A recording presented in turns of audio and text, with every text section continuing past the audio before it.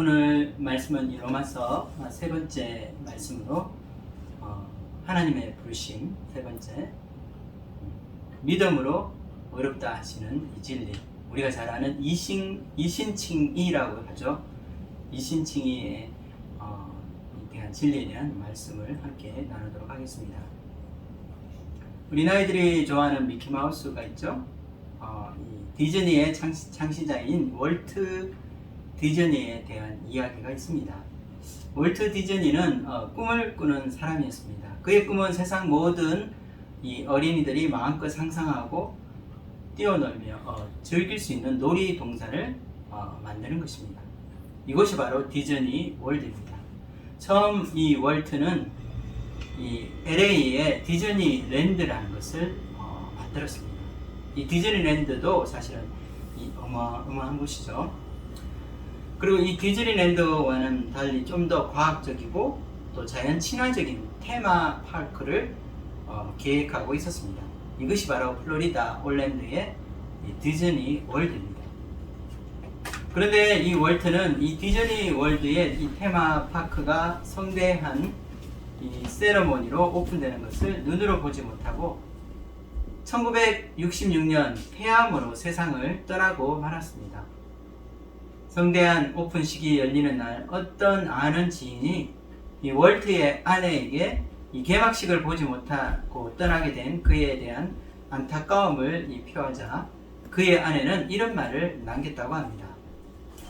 제 남편은 오늘 이 디즈니 월드 이 놀이동산이 열릴 것을 바라보며 이 일을 하였습니다. 그는 이미 디즈니 월드를 보았고 또한 그가 보았기 때문에 오늘 우리가 이 자리에 있다는 것입니다.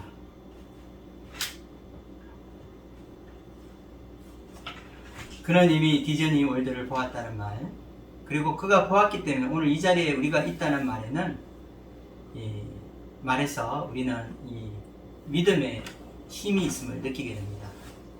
믿음은 살아 꿈틀거리며 한 사람의 인생에서 놀라운 일을 이루어가는 능력이 있습니다.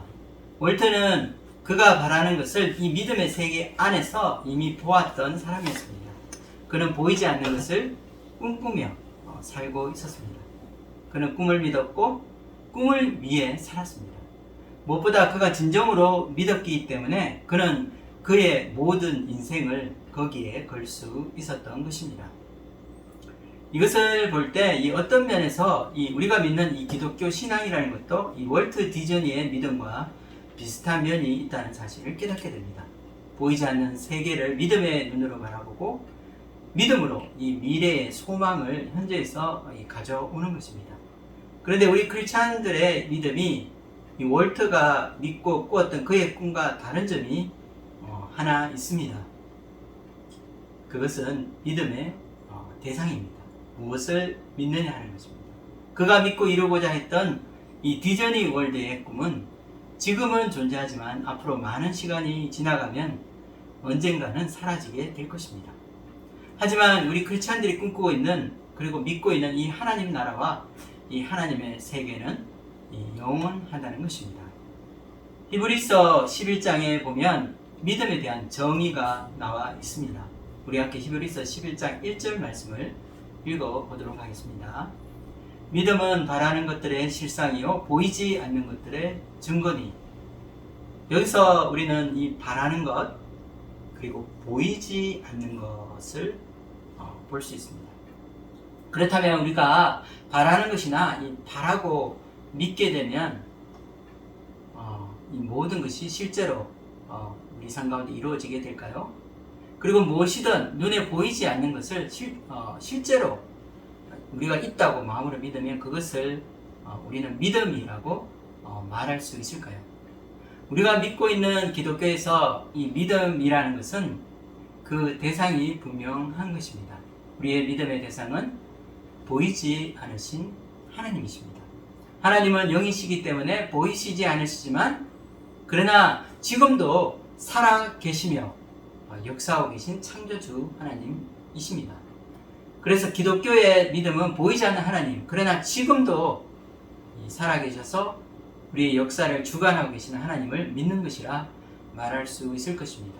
그리고 우리가 믿는 하나님은 영원하신 분이십니다. 우리의 믿음은 이 영원하신 하나님, 그리고 우리의 창조주 하나님을 믿고 신뢰하는 것이라 말할 수 있습니다. 그래서 그런데 여기서 우리가 한 가지 주의할 것이 있습니다. 우리가 말로만 믿는다고 해서는 안 된다는 것입니다.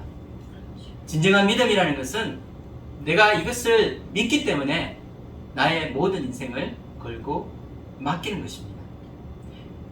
월트 디즈니가 그 믿음과 꿈을 위해서 그의 인생을 걸었던 것처럼 바로 믿음은 바로 그 인생을 거는 것입니다. 그래서 우리는 믿음을 이와 같이 정의 내릴 수 있습니다. 믿음은 하나님을 신뢰하고 그분께 인생을 걸며 모든 것을 그분께 맡기는 것을 우리는 믿음이라고 부를 수 있다는 것입니다. 시편 37편 이 5절에서 6절 말씀에는 이런 말씀이 나옵니다. 내 길을 여호와께 맡기라. 그를 의지하면 그가 이루시고 내 의를 빛과 같이 나타내시며 내 공의를 정오의 빛같이 하시리로다. 여기서 우리는 믿음이라는 것이 우리 머릿속에 있는 개념적인 것이나 이론적인 것이 아니라 우리가 살아가는 이 현실에서 구체적인 삶 가운데 나타나는 것임을 알 수 있습니다. 그분을 신뢰하기 때문에 우리는 현실에서 일어나는 모든 일들을 하나님의 주권에 맡기고 그분을 따를 수 있다는 것입니다.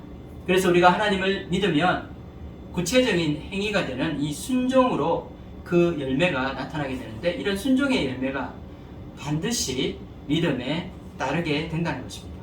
또한 그런 의미에서 믿음이라는 것은 우리가 믿는 하나님께서 우리에게 주시는 말씀에 대한 우리의 삶으로의 반응 그리고 우리의 삶의 열매라고 말할 수도 있을 것입니다.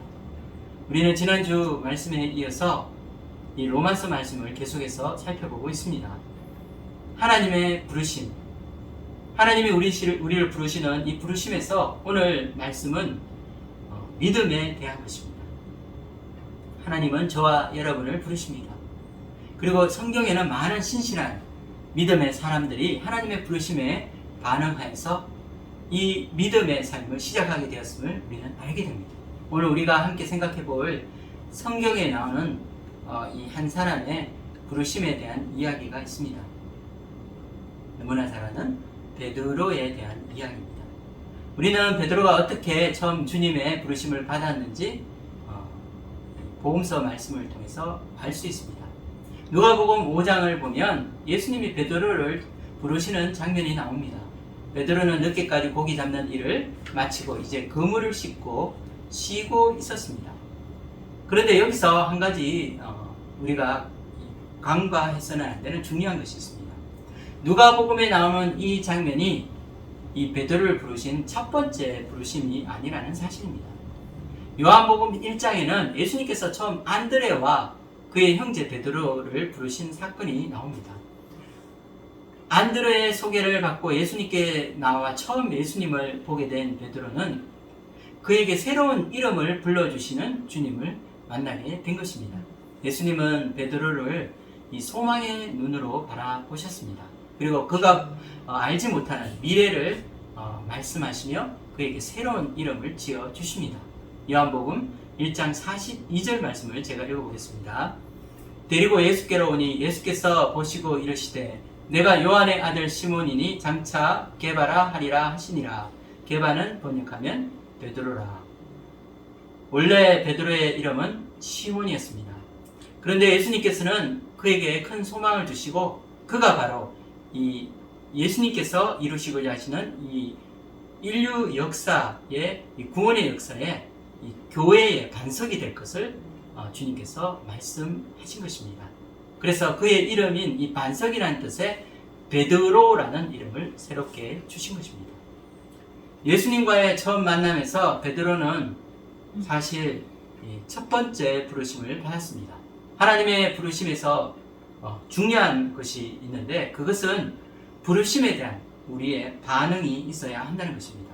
하나님이 우리를 초청하시고 믿음의 세계로 부르시지만 우리가 응답하지 않는다면 우리의 신앙은 출발할 수 없습니다. 베드로도 마찬가지였습니다. 그는 그의 형제 안드레의 소개로 처음 예수님을 만났고 그를 반석이라고 부르시는 주님의 초청을 받았지만 그는 즉각적으로 예수님을 따르지 않았습니다.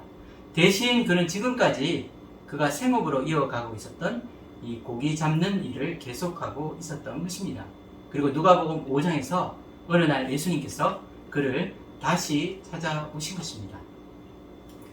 베드로가 밤새도록 고기를 잡고 이제 돌아와서 쉬고 있을 때에 예수님께서 그에게 다가오셔서 그를 부르시는 모습을 볼 수 있습니다.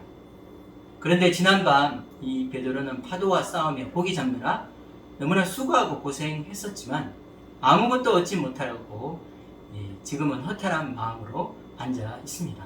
그리고 예수님께서는 아무것도 얻지 못한 베드로에게 다시 바다로 나가서 고기를 잡으라고 말씀하십니다. 누가복음 5장 4절 말씀을 함께 읽어보도록 하겠습니다.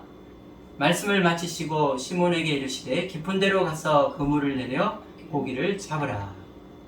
물고기를 잡는 이 경험만으로 우리가 생각해 보자면 오랜 시간 어업에 종사하면서 잔뼈가 굵었던 이 베드로가 더 나을 것입니다.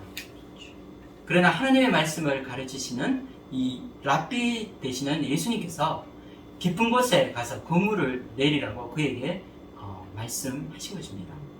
오늘날 상식으로도 사실 물고기들이 깊은 바다에 살지 않는다는 것을 알 수 있습니다.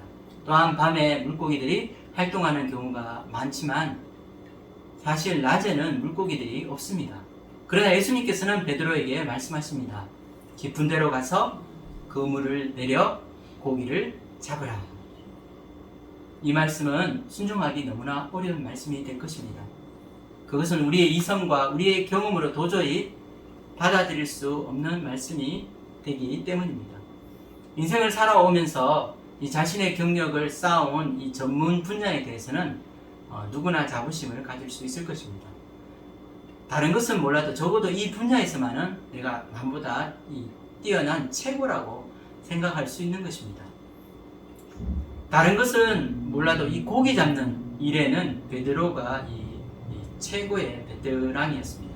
우리의 상식으로 이해되지 않는 것을 순종하는 것이 쉬운 것 같지만 사실 말처럼 쉽지 않습니다. 우리의 마음으로 순종하려고 할지라도 우리의 이성이 납득되지 않기 때문입니다. 그러나 우리의 경험과 우리의 논리를 뛰어넘는 영적인 세계가 있음을 우리는 믿어야 할 것입니다. 베드로는 예수님의 부르심에 이번에는 어떻게 반응하였습니까? 누가복음 5장 5절 말씀을 읽겠습니다. 시몬이 대답하여 이르되 선생님 우리들이 밤이 새도록 수고하였으되 잡은 것이 없지만은 말씀에 의지하여 내가 그물을 내리리이다 하고 그는 참 하나님의 말씀에 대한 그의 믿음을 보여주고 있습니다. 그런 말씀에 의지하여 결단을 내리고 순종하게 됩니다. 그런 예수님의 말씀을 굉장히 중요하고 심각하게 받아들였습니다. 그리고 그 말씀에 진실하게 순종하고자 하고 있습니다. 이제 그는 예수님의 부르심에 반응하게 된 것입니다. 우리 인생에서 이처럼 이 빈 그물만 내릴 때가 있습니다. 오랜 시간을 들여 수고하고 애를 쓰지만 결과가 보이지 않고 열매가 없는 것처럼 보일 때가 있습니다. 이리 뛰고 저리 뛰고 뛰어다니며 열심히 일해보지만 아무것도 얻지 못하고 허탈한 마음만 남을 때가 있다는 것입니다. 인생의 빈 그물만 내릴 때 우리는 삶의 허물을 느끼게 됩니다. 그리고 때로는 예상치 못하는 시간에 그리고 우리가 기대하지 않는 장소에서 하나님께서 우리를 찾아오실 때가 있습니다. 하나님의 부르심을 받았을 때 우리가 믿음으로 반응하지 않는다면 우리의 신앙은 절대로 형성될 수 없습니다. 이것은 마치 출발선에서 머뭇거리면서 출발선을 넘지 않는 운동선수와 같습니다. 출발선에서 시작하지 않으면 그 경기는 시작되지 않는 것입니다. 그러나 베드로는 예수님의 두 번째 초청에서 믿음으로 반응하게 되었습니다. 그리고 이 믿음이 바로 그의 신앙의 출발을 의미하게 됩니다. 믿음의 반응으로 우리의 신앙이 출발하게 되면 우리는 더 깊은 영적인 세계에 들어가야 합니다. 그리고 거기서 우리는 우리의 이성과 우리의 생각을 뛰어넘는 하나님의 세계, 영적인 세계에서 하나님을 만나는 이 체험을 하게 될 것입니다. 그래서 긍정적인 우리의 믿음의 반응이 중요합니다. 하나님이 우리를 부르실 때 우리는 아멘하고 하나님 뜻에 순종할 때 우리는 더 깊은 믿음의 성장을 이루게 될 것입니다. 누가복음 5장 6절에서 7절 말씀을 읽어보겠습니다. 그렇게 하니 고기를 잡은 것이 심히 많아 그물이 찢어지는지라.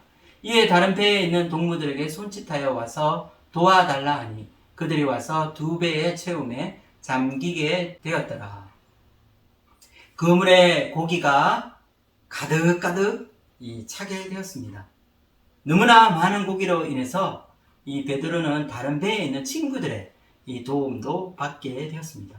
그래서 2배에 잔뜩 채우게 되어 그는 만선의 기쁨을 누리게 된 것입니다.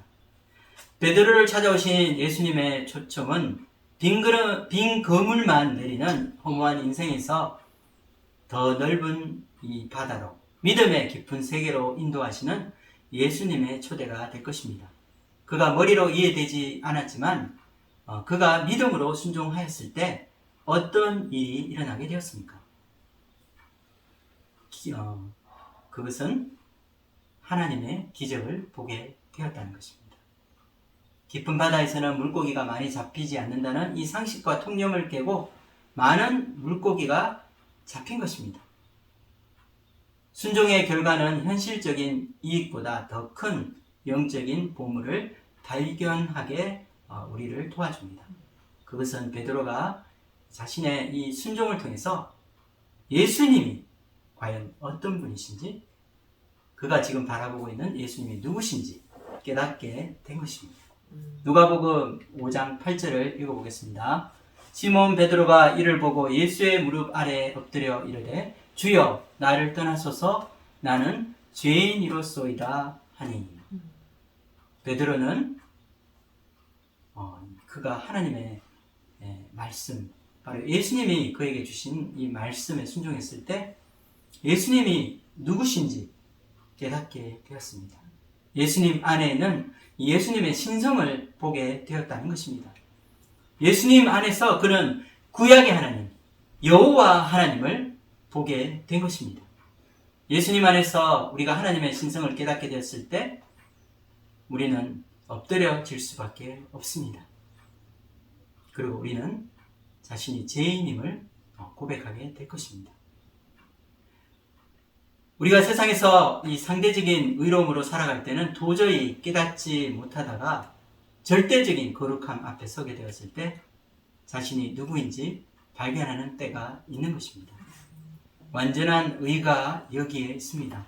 하나님의 이 거룩함 앞에 가까이 갔을 때 비로소 인간은 자신의 이 죄성을 보게 되고 자신이 죄로 병들어 있으며 결함이 있는 바로 죄인인 것을 발견하고 회개의 자리로 나아가게 되는 것입니다. 우리가 어떤 상황과 형편에 있든지 하나님은 지금도 우리를 부르고 계십니다. 그리고 우리가 믿음으로 반응하기를 기대하십니다. 우리가 어떤 상황 가운데서도 하나님 이 부르심 앞에서 믿음으로 반응하게 될 때 우리는 우리의 신앙이 성장하게 되는 것을 보게 될 것입니다. 영적인 깊은 세계로 하나님의 세계로 부르시는 주님의 부르심을 우리가 받게 되었을 때 믿음으로 반응하는 저와 여러분이 되기를 간절히 기도합니다. 때로는 하나님의 부르심이 우리의 이성과 또 우리의 생각으로 이해되지 않을 때가 있을 것입니다. 하지만 우리가 믿음의 결단을 하고 첫걸음을 걸었을 때 그 안에 살아계신 하나님을 만나고 기적을 우리가 체험하게 될 것을 믿습니다. 저희 가정은 사실 지난주부터 순루 캠퍼스에 나가서 젊은이들을 만나고 캠퍼스 복음화를 위해서 기도하고 있습니다. 캠퍼스로 부르시는 하나님의 부르심에 순종하여서 처음 뛰게 되는 이 믿음의 첫 발걸음인데 하나님께서 우리를 위해 먼저 예배하여 주시고 깊은 영적인 이 세계에서 하나님을 만나고 한 사람의 영혼을 구원하는 기적을 이루어 주실 것을 우리가 바라보고 있습니다. 한 주간 우리를 부르시는 하나님의 부르심에 우리 각자가 믿음으로 반응해서 깊은 영적인 세계, 믿음의 세계 안에 더욱더 성장하고 자라가는 저와 여러분이 되기를 주님의 이름으로 축원드립니다. 믿음은 하나님에 대한 우리의 신뢰가 될 것입니다. 또한 하나님이 우리에게 주신 그 말씀에 대한 우리의 반응이 될 것입니다. 그런데 인간편에서 하나님께 다가가서 우리가 그분을 믿고 의지하고 신뢰하고 그분 앞에 나아가는 이 믿음이 하나님 편에서도 중요한 가치로 평가되는지 우리에게는 중요한 이슈가 될 것입니다. 하나님은 과연 우리의 믿음을 어떻게 평가하실까요? 우리의 하나님을 향한 믿음이 하나님께는 어떤 의미가 있느냐 하는 것입니다. 여기서 우리는 중요한 믿음의 원리를 하나 발견하게 됩니다.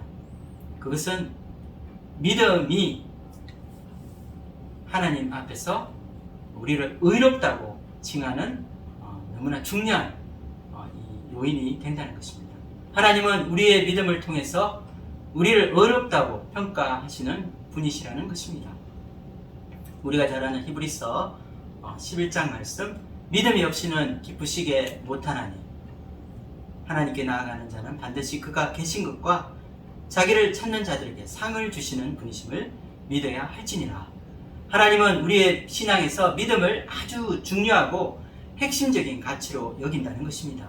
하나님은 우리의 머리로는 이해할 수 없고, 그리고 우리가 힘든 상황 속에서도 하나님께 대한 신뢰를 붙들고 살아가는 우리의 믿음을 달아보시는 분이십니다. 그리고 이 믿음을 통해서 우리를 의롭다고 평가해 주시는 분이십니다. 하나님이 우리를 의롭다고 하실 때에 이 의롭다고 하실 때 이 의라는 것은 과연 어떤 뜻을 가지고 있을까요? 우리가 보통 어떤 사람을 저 사람은 정말 의로운 사람이야 라고 부를 때가 있습니다. 보통 의롭다고 할 때 사용된 이 의는 옳은 일을 행하는 것을 말합니다. 그리고 의로운 사람은 정의로운 사람을 의미합니다. 그런데 이 성경에서 말하는 의는 또 다른 의미가 있습니다. 성경에서 우리에게 말하고 있는 righteousness, 이 의라는 것은 바로 올바른 관계의 회복을 의미합니다. 하나님은 어떤 분이십니까? 하나님은 완전히 의로우시고 하나님은 정의로운 분이십니다. 이것에 이의를 제기할 사람은 한 사람도 없을 것입니다. 그래서 하나님은 이 완전한 의를 가지고 계신 분이라고 우리는 말할 수 있습니다. 그런데 이 세상에는 이 완전한 의를 가지신 의로우신 이 하나님과 올바른 관계를 맺을 수 있는 그런 거룩한 사람은 없다는 것입니다. 모든 사람은 죄인이고 하나님의 영광에 이를 수 없기 때문입니다. 그래서 우리는 이 하나님과 인간과 하나님과의 이 깨어진 관계를 회복하는데 우리는 이 포커스를 두어야 할 것입니다. 이와 같이 하나님과의 관계가 회복된 그 사람을 성경에서는 의로운 사람이라고 부른다는 것입니다. 그래서 여기서 말하는 의는 하나님과의 깨어진 관계성이 회복되는 것을 의미합니다. 즉 하나님이 의롭다고 인정하는 사람은 어떠한 상황 가운데서도 이 하나님을 신뢰하는 믿음을 가진 사람으로서 이 믿음으로 말미암아 하나님과의 관계성이 회복된 사람을 말하는 것입니다. 오늘 로마서 말씀에는 사도 바울을 통해서 믿음으로 말미암아 의롭다 함을 받는 놀라운 진리를 우리에게 가르쳐 주고 있습니다. 우리가 너무나 잘 아는 이 이신칭의의 교리라고 말할 수 있습니다. 이신, 믿음으로서 칭의, 의롭다 함을 받는다라는 뜻입니다. 우리 함께 로마서 3장 21절에서 22절까지 읽어보겠습니다. 이제는 율법 외에 하나님의 한 의가 나타났으니 율법과 선지자들에게 증거를 받은 것이라. 곧 예수 그리스도를 믿음으로 말미암아 모든 믿는 자에게 미치는 하나님의 의니 차별이 없느니라. 로마서 3장 말씀에서는 이 하나님의 한 의에 대해서 말하고 있습니다. 그런데 이 하나님의 한 의를 설명할 때 율법 외에 하나님의 한 의가 나타났다고 말하고 있습니다. 그런데 이 율법 외라고 설명한 것은 이 사도 바울이 말한 이 새로운 하나님의 의가 율법을 통해서 얻게 되는 의보다 못하다거나 혹은 순서적으로 볼 때 그 다음 순위에 있다고 말하고 있는 것은 아니라는 것입니다.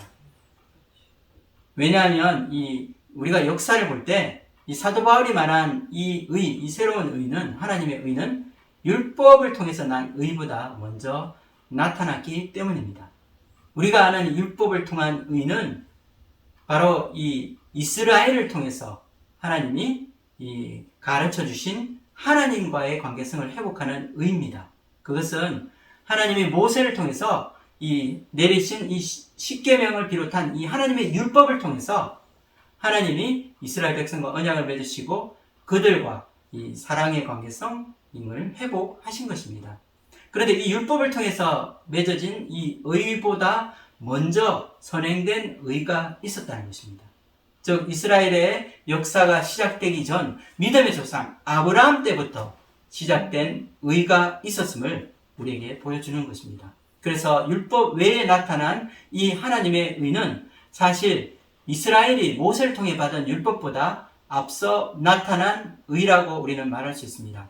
창세기 12장에 보면 하나님께서는 아브라함을 먼저 부르시고 그의 믿음을 의롭다고 하시는 장면이 나옵니다. 창세기 15장 6절 말씀을 제가 읽어보도록 하겠습니다. 아브라함이 여호와를 믿으니 여호와께서 이를 그의 의로 여기시고. 아브라함의 믿음은 무엇입니까? 그는 보이지 않는 하나님을 믿고 따랐습니다. 그래서 그분이 약속하신 말씀을 믿고 그는 반응하였던 것입니다. 그의 반응은 순종으로 나타났습니다. 그는 하나님의 말씀을 믿고 부르심에 순종하였습니다. 그의 나이가 75세의 고령임에도 불구하고 믿음으로 고향을 떠나 낯선 땅이자 하나님이 약속하셨던 이 가나안 땅에 그는 거주하게 된 것입니다. 그리고 아내인 이 사라가 자식을 낳을 수 없는 불임에도 불구하고 하나님께서 보여주신 하늘의 뭇별과 같은 많은 자손을 주시겠다는 이 하나님의 약속을 그는 믿었던 것입니다. 그래서 이것을 하나님이 인정하시는 믿음이 되었다고 말씀하고 있는데 하나님은 이 아브라함의 이 믿음을 의롭다고 칭해 주신 것입니다. 그런데 로마서에서는 하나님이 우리를 의로운 사람, 의인으로 칭하시는 것이 바로 하나님의 은혜의 선물이라는 것을 가르쳐 주고 있습니다. 로마서 3장 23절에서 24절까지도 읽어보겠습니다. 모든 사람이 죄를 범하였음에 하나님의 영광에 이르지 못하더니 그리스도 예수 안에는 속량으로 말미암아 하나님의 은혜로 값없이 의롭다 하심을 얻은 자 되었느니라. 은혜는 자격이 되지 않는 사람에게 주는 선물을 말합니다. 이처럼 우리 모두는 하나님 앞에서 죄인이며 하나님이 보시기에 의롭다 할 만한 이 자격이 없는 자들입니다. 그래서 우리는 하나님과 관계성을 회복할 수 있는 이 의로움을 가질 수 없는 자들입니다. 하지만 하나님께서는 우리의 믿음, 즉 우리가 예수님을 믿고 우리 인생을 드리는 그 믿음만을 보시고 하나님을 신뢰하고 예수님을 의지하며 신뢰하는 그 믿음만을 보시고 우리를 값없이 의롭다고 칭찬해 주신다는 것입니다. 저와 여러분은 하나님 앞에서 값없이 의롭다함을 받은 의인들입니다. 여러분 그것을 믿으십니까? 하나님이 우리를 의롭다고 인정해 주시는 것입니다. 하나님이 우리를 의롭다고 하시기 때문에 이 세상에 누구도 우리를 정죄할 수 없다는 것입니다. 우리가 연약하고 부족해서 넘어지고 실수하고 실패할지라도 우리가 예수님을 믿는 이 믿음 안에서 이 믿음을 붙들고 살아간다면 우리를 의롭다고 칭해주시는 이 하나님의 평가는 변함이 없다는 사실입니다. 이것은 놀라운 은혜입니다. 우리 크리스찬들의 이 존재감 그리고 우리 크리스찬들의 이 가치는 어디에 두어야 할까요? 우리를 의롭다고 여겨주시는 이 변치 않으시는 하나님의 이 은혜 안에 사실 우리의 존재의 가치가 있다는 것입니다. 하나님의 은혜 안에 있는 우리의 변함없는 이 정체성을 우리는 기억해야 할 것입니다. 바로 믿음으로 하나님은 우리를 의롭다고 하시는 것입니다. 그런데 오늘 우리가 함께 나눈 이신칭의의 이 진리, 우리의 믿음으로 우리를 의롭다고 하신다는 이 진리에 대해서 우리가 생각해 볼 몇 가지가 있습니다. 그 중에 첫 번째 것은 우리가 신앙생활 하는 동안 이 진리를 마음으로 믿고 하나님이 값없이 주신 이 선물을 삶 속에서 우리가 누려야 한다는 것입니다. 여러분, 얼마나 많은 사람들이 과거에 자신이 지은 이 실수나 이 허물로 죄로 인해서 자책하며 호송세월을 보내고 있는지 모릅니다. 또 얼마나 많은 사람들이 이 스스로 이 자신의 그 잘못을 용서하지 못하고 깊은 죄의식과 상실감으로 고통하는 사람들이 있습니다. 또한 우리는 얼마나 많은 사람들이 자기에게 상처를 준 사람을 용서하지 못하고 그들을 포용하지 못하고 관용하지 못하고 이해하지 못하고 그 어둠 속에서 살아가고 있다는 것을 우리는 알고 있습니다. 이것은 우리 인간이 얼마나 연약한 존재인지 보여주는 것입니다. 우리가 가장 사랑하는 사람에게도 상처를 줄 수 있는 불완전한 존재입니다. 우리가 원하지 않지만 우리가 가장 사랑하는 우리 가족에게, 그리고 남편과 아내에게, 그리고 우리 자녀들에게 우리는 상처를 줄 수 있습니다. 그래서 우리는 예수님 안에서 이 은혜를 받고 그리고 이 은혜를 누려야 하는 것입니다. 바로 우리를 값없이 의롭다 하시고 우리의 모든 죄를 용서해 주시는 사랑입니다. 우리를 의롭다 하시는 하나님의 인정이 되는 것입니다. 세상 사람들은 사람들의 인정과 사랑에 목말라 합니다. 하지만 하나님이 우리를 보시고 우리의 믿음만으로 우리를 의롭다고 여기신다는 이 사실을 우리가 깨닫게 될 때 우리는 하나님이 주시는 이 의와 하나님 주시는 인정으로 만족할 수 있습니다. 더 이상 세상에 대해 목말라 하지 않아도 될 것입니다. 여러분은 이 은혜를 누리며 살고 계십니까? 값없이 우리를 의롭다고 하시고, 그리고 우리가 예수님이 그 십자가를 붙들 때 우리 과거와 현재와 모든 우리의 죄악을 용서해 주시는 그 주님의 이 사랑을 우리는 기억해야 할 것입니다. 두 번째로 우리가 생각해 보아야 할 이신칭의에 대해서 생각해 보아야 할 점이 있는데, 그것은 하나님 우리를 의롭다 하신 이 이신칭의의 은혜는 우리 신앙의 이 완성이나 신앙의 종착점이 아니라는 사실입니다. 오히려 앞으로 한평생 동안 진행될 천국으로의 순례길의 출발점이 된다는 사실입니다. 우리는 하나님 앞에서 너는 의로운 자라 하는 인정을 받고 우리의 신앙생활을 시작하게 되었다는 것입니다. 우리는 하나님이 이미 다 이루어 놓으신 이 의의 선물을 받고 하나님의 자녀로 우리 일생을 살아가게 될 것입니다. 이것이 우리에게 자녀가 되는 특권을 주신 이신칭의의 비밀입니다. 그래서 우리는 이 신앙생활을 하면서 바로 이 이신칭의가 바로 우리 신앙의 출발점이며, 그리고 그 다음 우리에게 있는 이 성화의 과정이 있다는 사실을 기억해야 한다는 것입니다. 세 번째로 우리가 생각해 보아야 할 점은 하나님 앞에서 우리가 의로운 자라 인정받았다는 이 사실이 이후의 신앙생활에서 우리가 아무렇게나 살아도 된다는 이 값싼 은혜로 변질되어서는 안 된다는 사실입니다. 베드로는 예수님의 부르심을 받고 즉시 배를 버렸습니다. 그리고 그는 모든 것을 버리고 예수님을 따랐습니다. 누가복음 5장 11절을 읽어보겠습니다. 그들이 배들을 육지에 대고 모든 것을 버려두고 예수를 따르니라. 여러분이 믿는다는 것, 그리고 예수님의 이 제자가 된다는 것, 그리고 예수님을 따른다는 것은 예수님께 인생을 걸고 인생을 맡긴다는 의미가 될 것입니다. 예수님의 제자가 된다는 것은 우리가 예수님을 따르기 위해서 우리가 대가를 지불하는 삶을 산다는 것입니다. 우리가 부르심을 받고 구원을 받는 것에는 우리의 공로나 우리의 의가 하나도 없다는 사실을 우리는 알고 있습니다. 하지만 일단 우리가 믿음으로 의롭다함을 받고 하나님의 자녀가 되고 나서 살아가게 되는 이 성도의 성화의 과정은 또 다른 문제가 된다는 것입니다. 성화를 이루어 나가는 것에는 바로 우리 하나님의 은혜, 하나님의 그 전적인 그 일방적인 은혜도 있지만 우리 편에서 우리의 책임과 의무도 함께 있다는 사실입니다.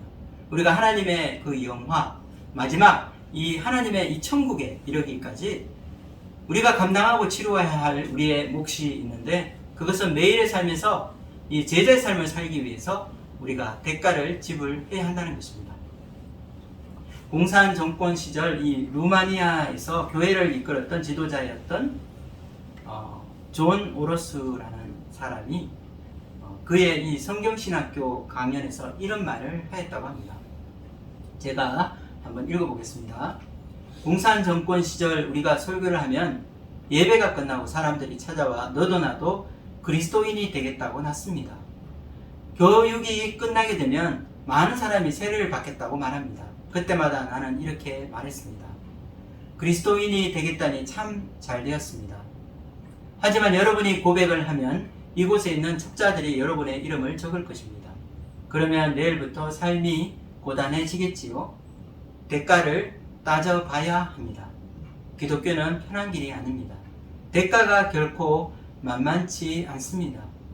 좌천될 수도 있습니다. 직장을 잃을 수도 있고요. 친구들이 등을 돌릴 겁니다. 이웃들이 멀어질 것입니다. 자식을 잃을 수도 있습니다. 심지어 목숨이 날아갈 수도 있습니다. 공산 정권 아래에서 자유가 없는 그 공산 정권 아래서 믿음을 지키고 신앙생활을 하겠다고 하는 것은 어쩌면 목숨을 내어놓는 일이 될 것입니다. 존 오로스는 그의 강연에서 예수님의 제자가 되기 위해서는 누구나 반드시 대가를 지불해야 한다고 지금 말하고 있는 것입니다. 우리가 의로운 사람으로 하나님 앞에 의인으로 인정을 받는 순간 우리의 신앙의 이 종착점에 도달해서 천국에 들어가는 것이 아니라 사실은 우리 앞에 더 험난하고 더 힘든 인생의 이 신앙의 여정이 남아 있게 된다는 것입니다. 예수님께서는 주님을 따르는 삶이 결코 이 평탄한 삶이 될 것이라고 말씀하신 적이 없으십니다. 좁은 문, 좁은 길을 지나가야 합니다.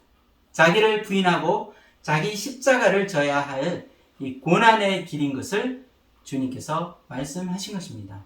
그리스도 안에서 경건하게 살고자 하는 자에게는 반드시 핍박이 따르게 될 것입니다. 하나님이 우리에게 주시는 한없는 이 은혜와 이신칭의 놀라운 은총에도 불구하고 우리가 가야 하는 이 구원의 길에는 많은 어려움과 고난이 있고 또 제자의 도를 따르기 위해 지불해야 하는 이 대가가 있어야 한다는 것을 우리는 깨달아야 한다는 것입니다. 팬인가 제자인가 라는 책을 쓴 카일 아이들만이라는 사람이 있습니다. 이 카일 아이들만이 예수님을 따르는 제자에 관한 그의 책에서 남긴 글이 있습니다. 제가 읽어보도록 하겠습니다. 예수님 때문에 삶이 조금 변하는 것은 얼마든지 감수할 수 있습니다. 하지만 예수님은 우리의 삶을 뿌리채 뒤흔들기를 원하십니다. 때에는 약간의 손질만을 할 생각이지만 예수님은 완전한 수리를 말씀하십니다.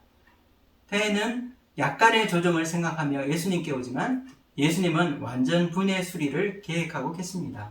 때에는 몇 가지 장식만 달면 그만이라고 생각하지만 예수님은 완전 개조를 원하십니다. 때에는 예수님의 가르침만을 원하지만 예수님은 그의 삶을 송두리째 뒤흔들기를 원하십니다. 이 책에서는 겉으로 예수님을 믿는 것처럼 보일지라도 진정으로 우리의 삶을 드리고 예수님을 따르는 이 순종의 삶이 없다면 예수님의 제자가 될 수 없다는 것을 말해주고 있습니다. 예수님이 인정하시는 이 의로운 자가 된다는 것은 바로 우리 삶에서 예수님을 따르기 위해 인생을 드리는 결단과 또한 의인의 고난에 동참하는 성숙한 믿음이 필요함을 보여주고 있습니다. 여러분은 그냥 예수님을 믿는 것처럼 보이는 팬에 불과합니까? 아니면 진정한 예수님의 제자의 삶을 살고 있습니까? 이제 우리는 구원의 단계에서 처음 이 세 번째 강의를 마치게 됩니다.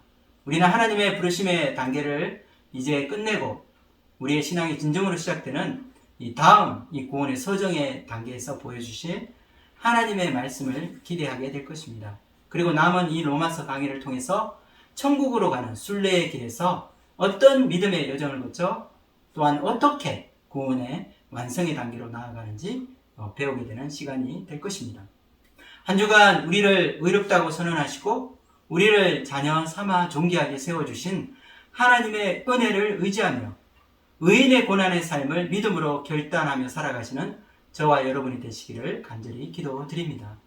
또한 인생의 빈 거물만 내리는 우리를 찾아오시고 믿음의 세계, 더 넓은 영적인 세계로 초청하시는 이 주님을 만나고 그 초청에 믿음으로 반응하여서 삶 가운데 살아계신 하나님을 체험하게 되는 이 놀라운 은혜를 누리는 저와 여러분이 되기를 주님의 이름으로 축원드립니다. 기도하고 마치겠습니다.